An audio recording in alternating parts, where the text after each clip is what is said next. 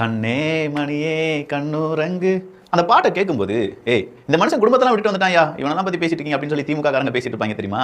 அதுல ஒரே ஒரு வார்த்தைங்க. எங்க அப்பா இப்ப ஒரு பெரிய பொசிஷன்ல இருக்காரு. அது எனக்கு மட்டும் இல்ல, என் தங்கச்சிக்கும் என் குடும்பத்துல இருக்கக்கூடிய எல்லாருக்குமே அது ஒரு தோள் சுமை மாதிரி தான். அதை நாங்க கரெக்டா கொண்டு போகணும்னு நினைக்கிறோம். அவர் வழியில இருக்காரு, நாங்க எங்க வழியில எங்க ஐடென்டிட்டியில வரணும் அப்படின்னு சொல்லி தான் அவர் நினைக்கிறாரு.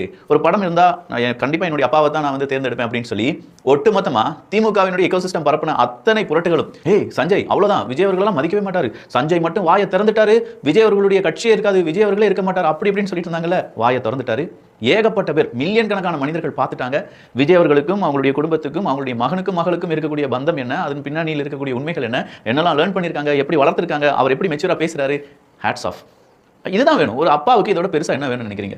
நம்ம வளர்த்த குழந்தை நல்லா பேசுது, நல்லா பழகுது, சொசைட்டிக்கு நல்லபடியா யோசிக்குது, அது தன் காலில் இருந்து தன் குடும்பத்தை நம்பாம, தன் தாத்தாவை நம்பாம, தன் அப்பாவை நம்பாம, தாத்தா மட்டுமே அரசியல்வாதிங்கிறனா நானும் அரசியல்வாதியா, நானும் துணை முதலமைச்சர் அப்படிலாம் அவர் ஆசைப்படாம